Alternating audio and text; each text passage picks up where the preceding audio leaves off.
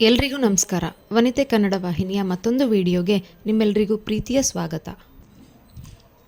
ಸುಧಾಮೂರ್ತಿ ಅಮ್ಮ ಅವರು ಬರೆದಿರುವಂತಹ ಋಣ ಪುಸ್ತಕದ ಮುಂದಿನ ಭಾಗದ ಪಠಣ ಹೀಗಿದೆ. ಗೌರಿ ಮೇಲಿಂದ ಇಳಿದು ಬಂದಳು. ಅಮ್ಮ, ನನ್ನ ಹೆಸರು ಇರೋ ಲಾಕರ್ ಕೀ ಕೊಡ್ತೀಯಾ? ಮೊದಲು ಶಾಂತಾಳಿಗೆ ಸಂತೋಷವೆನಿಸಿತು. ಮಗಳು ಲಾಕರ್ ಕೀ ಬೇಕು ಅಂದರೆ ಒಡವೆ ಬಗ್ಗೆ ಆಸಕ್ತಿ ಬಂದಿದೆ. ಭಾವಿ ಅತ್ತಿಗೆ ಪಿಂಕಿಗೆ ತಾನೇನೂ ಕಡಿಮೆ ಇಲ್ಲ ಅಂತ ತೋರಿಸೋಕೆ ಅನಿಸಿದರೂ ನಂತರ ಗೌರಿ ಸ್ವಭಾವ ನೆನಪಾಗಿ ಅದು ಸುಳ್ಳು ಅನಿಸಿತ್ತು. ಯಾಕೆ? ಏನಾದರೂ ಫಂಕ್ಷನ್ ಇದೆಯಾ? ಇದ್ದರೆ ಲಾಕರ್ಗೆ ಯಾಕೆ ಹೋಗ್ತೀಯಾ? ನಿನ್ನ ಒಡವೆಗಳಿಲ್ವಾ? ನನ್ನ ಒಡವೆಗಳಿಲ್ವಾ? ಸ್ವಂತ ಮಗಳನ್ನೂ ನಂಬದೆ ಶಾಂತ ಕೇಳಿದರು. ವ್ಯವಹಾರದಲ್ಲಿ ಹೆತ್ತ ತಾಯಿಯೇ ಇರಲಿ, ಹಡೆದ ಮಗಳೇ ಇರಲಿ, ಕೂಡಲೇ ನಂಬಬಾರದು. ಅದರ ಹಿಂದೆ ಇರುವ ಉದ್ದೇಶ ತಿಳಿದುಕೊಳ್ಳಬೇಕು. ಏನೇ ಆದರೂ ಅವರು ನಮ್ಮಂತೆ ಮನುಷ್ಯರಲ್ಲವೇ ಎಂಬ ಪಾಠ ವ್ಯವಹಾರ ಅವಳಿಗೆ ಕಲಿಸಿತ್ತು. ಅಮ್ಮ, ನಿಂದೆಲ್ಲ ಹಳೆ ಕಾಲದ ಒಡವೆಗಳು, ಭಾರೀ ಅಲ್ಲದೆ ತುಂಬ ಭಾರ. ರವಿ ಎಂಗೇಜ್ಮೆಂಟ್ಗೆ ನನಗೆ ಬೇಕಾದ ಸ್ವಲ್ಪ ಲೈಟ್ ಒಡವೆ ತಗೋಬೇಕಾಗಿದೆ. ಅದನ್ನು ಚೆಕ್ ಮಾಡ್ತೀನಿ. ಅದರಲ್ಲಿ ಆ ತರಹದ್ದು ಯಾವುದೂ ಇಲ್ಲ. ಎಲ್ಲ ನಿಮ್ಮ ಮುತ್ತಜ್ಜಿಯ ಕಾಲದ್ದು. ನನಗೆ ಅವು ಭಾರ ಅನಿಸುತ್ತೆ. ಇನ್ನು ನಿನಗಂತೂ ಇಷ್ಟ ಆಗೋದೇ ಇಲ್ಲ ಬಿಡು. ಇಲ್ಲ ಅಮ್ಮ, ಈಗ ಹಳೆ ಕಾಲದ ಒಡವೆಗಳೇ ಫ್ಯಾಷನ್. ಅದಕ್ಕೆ ಬಡಪಟ್ಟಿಗೆ ಒಪ್ಪುವವರಲ್ಲ ಶಾಂತ. ಆದರೆ ಹೊರಗಿನಿಂದ ರವಿ, ಪಿಂಕಿ ಒಳಗೆ ಬಂದರು. ಬರಲಿರುವ ಸೊಸೆಯ ಮುಂದೆ ಯಾಕೆ ಈ ಅವಾಂತರ? ಏನು ಬೇಕಾದರೂ ಮಾಡಿಕೊಳ್ಳಲಿ ಎಂದು ಒಳಗೆ ಹೋಗಿ ಕೀ ತಂದುಕೊಟ್ಟರು. ಮೇಲಿನಿಂದ ಇವೆಲ್ಲವನ್ನೂ ಕೇಳಿಸಿಕೊಳ್ಳುತ್ತಿದ್ದರು ವೆಂಕಟೇಶ. ಅಣ್ಣ, ಇದೋ ಕೀ. ಈಗ ಏನು ನೋಡ್ತೀಯಾ? ನೀನು ನನಗೆ ಕೀ ಯಾಕೆ ಕೇಳಿದೆ ಗೊತ್ತಾಗಲಿಲ್ಲ. ಮಗು, ನಾನು ಈಗ ನಮ್ಮ ತಂದೆಯ ಬಗ್ಗೆ ವಿಚಾರ ಮಾಡ್ತೀನಿ. ಈ ಕಥೆ ಕೇಳಿದ ಮೇಲೆ ಹರಿದು ಹಂಚಿ ಹೋಗಿರುವ ಅವರ ಜೀವನದ ಕಥೆನ ಜೋಡಿಸ್ತಿದ್ದೀನಿ. ಜಿಗ್ಸಾ ಫಜಲ್ ತರಹ. ಅಪ್ಪ ನಮ್ಮ ಅಜ್ಜಿಯ ಕೈಗೊಂಬೆ ಆಗಿದ್ದ. ಅಜ್ಜಿ ಒಂದು ಥರ ಅತಿ ಹಠಮಾರಿ ಹೆಂಗಸು. ತನ್ನ ಕಷ್ಟದ ಫಲ ಮಗನ ಜೀವನ ಅಂದುಕೊಂಡಿದ್ಲು. ಮಗನನ್ನು ಹೆತ್ತು ಬೆಳೆಸಿದ್ದಕ್ಕೆ ಅವನ ಜೀವನ, ಮನಸ್ಸು ಎರಡರ ಸೂತ್ರ ತಾನೇ ಅನ್ನೋ ಮನೋಭಾವ. ಅಣ್ಣ, ಈಗಲೂ ಅಂಥ ತಾಯಂದಿರು ಇಲ್ಲವಾ? ಇದ್ದಾರೆ. ಆದರೆ ಆಗಿನ ಕಾಲದಲ್ಲಿ ಅಂಥವರೇ ತುಂಬ ಜನರು. ಭಾಗವ್ವನ ಜೊತೆ ಹೇಗಾಯ್ತಲ್ಲ, ಸ್ವಲ್ಪವೂ ವಿಚಾರ ಮಾಡದೆ ನಿಷ್ಕರುಣೆಯಿಂದ ಆ ಹುಡುಗಿ ಜೀವನ ಹಾಳು ಮಾಡಿದ್ರು. ಗೌರಿ, ನೀನು ಮೆಡಿಕಲ್ ಸ್ಟೂಡೆಂಟ್. ನನ್ನ ಪ್ರಶ್ನೆಗೆ ವೈಜ್ಞಾನಿಕವಾಗಿ ಉತ್ತರ ಹೇಳ್ತೀಯಾ? ಏನದು? ಆದರೂ ನಾನು ಕೇಳಿದೆನಲ್ಲ, ಕೀ ಯಾಕೆ ಕೇಳಿದೆ? ಅದನ್ನು ಹೇಳಲಿಲ್ಲ. ಅದನ್ನು ಆಮೇಲೆ ಹೇಳ್ತೀನಿ.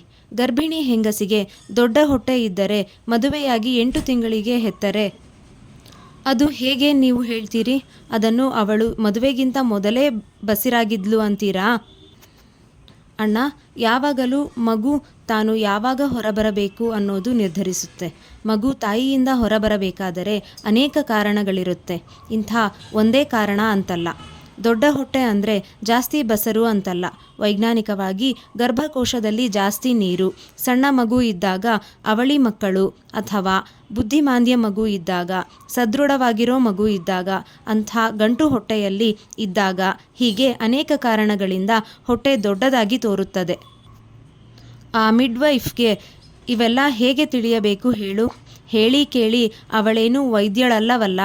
ಅವಳ ಮಾತು ಅಷ್ಟೊಂದು ಇಂಪಾರ್ಟೆಂಟ್ ಅಲ್ಲ. ಈಗಿನ ದಿನಗಳಲ್ಲಿ ಆದರೆ ಸ್ಕ್ಯಾನ್ ಮಾಡ್ತೀವಿ. ಮಗುವಿನ ಬೆಳವಣಿಗೆ, ಅದರ ಏಜ್ ಎಲ್ಲ ಹೇಳ್ತೀವಿ. ಭಾಗವ್ವ 8 ತಿಂಗಳಿಗೆ ಹೆರಲು ಇನ್ನೂ ಒಂದು ಕಾರಣ ಶಾಕ್ ಇರಬಹುದು. ನೀರು ತುಂಬಿದ ಗರ್ಭ. ಅದಕ್ಕೂ ಅವಳು ಮುಂಚೆಯೇ ಬಸರು ಇದ್ದಳು ಅನ್ನುವುದಕ್ಕೆ ಯಾವುದೇ ಸಂಬಂಧ ಇಲ್ಲ. ಗೌರಿ, ಹಾಗಾದರೆ ಅವರಿಗೆ ಎಂಥ ಅನ್ಯಾಯ ಆಗಿದೆ ಅಲ್ವಾ? ಹೌದು ಅಣ್ಣ. ಆದರೆ ಅನಾದಿ ಕಾಲದಿಂದಲೂ ಸ್ತ್ರೀಯರ ಮೇಲೆ ಅನ್ಯಾಯ ಆಗುತ್ತಲೇ ಇದೆ. ಹಿಂದಿನ ಯುರೋಪಿನಲ್ಲಿ ವಿಚಿತ್ರ ರೂಪದ ಮಗು ಅಂದರೆ ಬುದ್ಧಿ, ತಲೆ ಕೊಂದು ಬಿಡುತ್ತಿದ್ದರು. ಮಗು ಬೆಳ್ಳಗಿದ್ದು ತಾಯಿ ತಂದೆಯರು ಕಪ್ಪಾಗಿದ್ದರೆ ಜನ ಆ ಹೆಂಗಸಿನ ಚಾರಿತ್ರ್ಯದ ಮೇಲೆ ಸಂಶಯ ಪಡುತ್ತಿದ್ದರು. ಅದರ ವಂಶದಲ್ಲಿ ಹಿಂದೆ ಯಾವುದೋ ಹಿರಿಯರು ಬೆಳ್ಳಗಿರಬಹುದು. ಅದು ಆನುವಂಶಿಕವಾಗಿ ಹರಿದು ಬಂದಿರಬಹುದು. ಇದನ್ನೆಲ್ಲ ಯಾರು ನೋಡುತ್ತಾರೆ? ಆಗ ಏಕೆ ಈಗಲೂ ಹೆಣ್ಣು ಹೆತ್ತರೆ ಸೊಸೆಯರನ್ನು ಸುಡುವ, ಹೆಂಡತಿಯನ್ನು ಹೊಡೆಯುವ ಎಷ್ಟೋ ಅತ್ತೆ ಗಂಡಂದರಿದ್ದಾರೆ. ಮಗು ಹೆಣ್ಣು ಅಥವಾ ಗಂಡು ಎಂದು ಪುರುಷನ ವೀರ್ಯ ನಿರ್ಧಾರ ಮಾಡಿದರೂ ಶಿಕ್ಷೆ ಹೆಂಗಸಿಗೆ. ಯಾಕೆ ಗೊತ್ತಾ? ಗೊತ್ತು ಗೌರಿ. ಬಲಿ ಕೊಡುವುದು ಯಾವಾಗಲೂ ಆಡನ್ನು, ಹುಲಿಯನ್ನಲ್ಲ. ಸ್ತ್ರೀ ಸಾಮಾನ್ಯವಾಗಿ ವಿನೀತಳು, ಸೌಮ್ಯ ಸ್ವಭಾವದವಳು. ಅದಕ್ಕೆ ನೋಡು, ಭಾಗವ್ವನ ಜೀವನ ಹೇಗೆ ಆಯಿತು. ನಮ್ಮ ತಂದೆ ಒಂದು ಸಾರಿ ಹೇಳಿದ ನೆನಪು ನನಗೆ ಮರುಜನ್ಮ ಬಂದಿದೆ. ಯಾವುದೋ ರೈಲಿನಿಂದ ನಾನು ಹೋಗೋಕ್ಕೆ ರಿಸರ್ವೇಷನ್ ಮಾಡಿಸಿದ್ದೆ, ಆದರೆ ಹೋಗಲೇ ಇಲ್ಲ. ಆ ರೈಲು ಆಕ್ಸಿಡೆಂಟ್ ಆಯಿತು ಅಂತಿದ್ರು. ಆದರೆ ಅದು ಭಾಗವನಿಗೆ ತಿಳಿದಿರಲೇ ಇಲ್ಲ. ತನ್ನನ್ನು ತಿರಸ್ಕರಿಸಿದ ಗಂಡನನ್ನು ಸ್ವರ್ಗಕ್ಕೆ ಕಳಿಸಲು ಕೂದಲು ತೆಗೆಯಿಸಿ ವಿಕಾರವಾದಳು. 16ನೇ ವಯಸ್ಸಿನಿಂದ ಈ ಇಳಿ ವಯಸ್ಸಿನವರೆಗೂ ಒಬ್ಬ ಸನ್ಯಾಸಿ ತರಹ ಜೀವನ ಮಾಡಿದ್ಲು. ಬದಲಿಗೆ ಅವಳಿಗೆ ಏನು ಬಂತು? ಏನೂ ಇಲ್ಲ.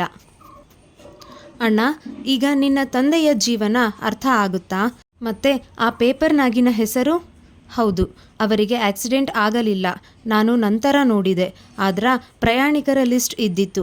ಅದು ತೀರಿಕೊಂಡವರದ್ದು ಎಂದು ಈ ಜನರು ತಿಳಿದರು. ಅಲ್ಲದೆ ಆ ಗಾಬರಿಯಲ್ಲಿ ಚೆಕ್ ಸಹಿತ ಮಾಡಿರಲಿಲ್ಲ. ಉಳಿದರು. ಆದರೆ ಮತ್ತೆ ಭಾಗವನ ಹೆಸರು ಮನೆಯಲ್ಲಿ ಎತ್ತುವಂತಿಲ್ಲ. ರೈಲ್ವೆ ಪರೀಕ್ಷೆಯಲ್ಲಿ ಪಾಸಾದರು. ದೂರದ ಊರು ದಿಲ್ಲಿ, ಜಮ್ಮು ಮುಂತಾದ ಕಡೆ ಪೋಸ್ಟಿಂಗ್ ಮಾಡಿಸಿಕೊಂಡಿರಬೇಕು. ಹೌದು, ಹತ್ತಿರ ಇದ್ದರೆ ಭಾಗವನ ಕಥೆಯಿಂದ ತಮಗೂ ಜನರು ಏನಾದರೂ ಅನ್ನಬಹುದು ಎನ್ನುವ ಭಯ ಇರಬಹುದು. ಅದಕ್ಕೆ ನಮ್ಮಮ್ಮನ ಯಾವುದೋ ಮೂಲೆಯಲ್ಲಿರುವ ಗುಂಡ್ಲುಪೇಟೆಯಿಂದ ತಂದರು. ಅಮ್ಮ ತುಂಬ ಸಾಧ್ವಿ. ಈ ಹುಲಿ ಅತ್ತೆ ಜೊತೆ ಹೇಗೆ ಬಾಳಿದ್ಲು ಅನ್ಸಿದ್ರೆ ಬೇಜಾರಾಗುತ್ತೆ. ಆದರೂ ಭಾಗವನಿಗಿಂತ ಕೋಟಿ ಪಾಲು ಸುಖದಲ್ಲಿ ಇದ್ದಳು. ಹೌದು ಅಣ್ಣ, ಹಿಂದೆ ಚೀನಾದಲ್ಲಿ ಎಂಬ್ರಾಯ್ಡರಿ ಹೆಣಿಗೆಯಲ್ಲಿ ಗೃಹಿಣಿಯರು ತಮ್ಮ ದುಃಖವನ್ನೇ ನೇಯುತ್ತಿದ್ದರು. ಆದ್ದರಿಂದ ಅವರ ಮನೋವ್ಯಾಕುಲತೆ ಕಡಿಮೆಯಾಗುತ್ತಿತ್ತಂತೆ. ಅದಕ್ಕೆ ಅಜ್ಜಿ ಏನಾದರೂ ಹೊಲಿಗೆ ಹೆಣಿಗೆ ಕೆಲಸ ಮಾಡ್ತಿರಬೇಕು. ಅಮ್ಮಂಗೆ ಅಪ್ಪನ ಮೊದಲನೇ ಮದುವೆ ಇತಿಹಾಸ ಗೊತ್ತಿರಲಿಲ್ಲ ಅನಿಸುತ್ತೆ. ಅದಕ್ಕೆ ಅಜ್ಜಿ ಯಾವ ಬಂಧು ಬಳಗ ಸೇರಿಸ್ತಿರಲಿಲ್ಲ, ಎಲ್ಲಿಯೂ ಈ ವೃತ್ತಾಂತ ಹೊರಬರಬಾರದು ಅಂತ. ಅಲ್ಲದೆ ನಾವು ಯಾರೂ ಉತ್ತರ ಕರ್ನಾಟಕದ ಕಡೆ ಹೋಗಲೇ ಇಲ್ಲ. ಹೀಗಾಗಿ ನಮಗೆ ಈ ವಿಚಾರವೇ ಗೊತ್ತಿರಲಿಲ್ಲ. ನಾನು ಅಕಸ್ಮಾತ್ ಅಂದು ಶಿಗ್ಗಾವಿಗೆ ಹೋಗಿದ್ದರಿಂದ ವಿಚಾರ ಹೊರಬಂದಿತ್ತು. ಅಣ್ಣ, ಲಾಕರ್ನಲ್ಲಿ ಏನು ಹುಡುಕ್ತಿ? ಏನಿಲ್ಲ. ಭಾ ಅಂತ ಸಂಸ್ಕೃತದಲ್ಲಿ ಬರೆದಿರುವ ಒಂದು ಚಿನ್ನದ ಉಂಗುರವನ್ನು ಭಾಗವ್ವನ ಕಡೆಯಿಂದ ಅಪ್ಪನಿಗೆ ವರೋಪಚಾರದಲ್ಲಿ ಕೊಟ್ಟಿದ್ದರಂತೆ. ಈಗ ಅದೊಂದೇ ಸಾಕ್ಷಿಯಾಗಿದೆ ಭಾಗವ್ವನ ಮದುವೆಗೆ. ಅದನ್ನು ಹುಡುಕೋಣ ಅಂತ. ಎಂಥ ಹುಚ್ಚು ಅಣ್ಣ ನಿಂದು. ಅಲ್ಲ, ಆ ಉಂಗುರವನ್ನು ನಿಮ್ಮಜ್ಜಿ ಕರಗಿಸದೇ ಇಟ್ಟಿರ್ತಾಳಾ? ಅಥವಾ ಕೋಪದಿಂದ ಎಸೆದಿದ್ದರೂ ಎಸೆದಿರಬಹುದು. ಆ ಮದುವೆ ನೆನಪುಗಳು ಬೇಡ ಅಂತ. ಒಂದು ವೇಳೆ ಇದ್ದಿದ್ದರೂ ಹಳೆ ಕಾಲದ ಈ ಚಿಲ್ಲರೆ ಒಡವೆ ಯಾಕೆ ಅಂತ ನಮ್ಮ ಅಮ್ಮನೇ ನಿನ್ನ ಹಳೆಯ ಉಡದಾರ, ಮುರುವು, ಈ ಉಂಗುರ ಎಲ್ಲ ಸೇರಿಸಿ ಕರಗಿಸಿ ಡಾಲರ್ ಅಥವಾ ಬ್ರೇಸ್ಲೆಟ್ ಮಾಡಿಸಿಬಿಟ್ಟಿರ್ತಾಳೆ ಬಿಡು. ಸಿಗಬಹುದು ಅಂತ ನಿನಗೊಂದು ಭ್ರಮೆ. ಗೌರಿ, ಇಡೀ ಪಯಣ ಒಂದು ಭ್ರಮೆಯ ಮೇಲೆ ಶುರುವಾದದ್ದು ಅಲ್ವಾ? ರಾತ್ರಿಯ ಹೊತ್ತು ಏರುತ್ತಿದ್ದಂತೆ ತಂದೆ ಮಗಳು ತಮ್ಮ ತಮ್ಮ ಕೋಣೆಗೆ ಮಲಗಲು ಎದ್ದರು. ನಿದ್ದೆ ಮಾತ್ರ ಇಬ್ಬರಿಗೂ ಬರಲಿಲ್ಲ. ಇಲ್ಲಿಗೆ ಈ ಭಾಗವನ್ನು ನಿಲ್ಲಿಸ್ತಿದ್ದೇನೆ. ಮುಂದಿನ ಪಠಣ ಮುಂದಿನ ಸಂಚಿಕೆಯಲ್ಲಿ. ಈಗ ಇಂದಿನ ಕಿವಿಮಾತು. ಬಹಳಷ್ಟು ಸಂದರ್ಭಗಳಲ್ಲಿ ಮಾತಿಗಿಂತ ಮೌನವೇ ತೂಕ ಹೆಚ್ಚಾಗಿರುತ್ತೆ. ಧನ್ಯವಾದಗಳು. ರಾಧೇ ಕೃಷ್ಣ.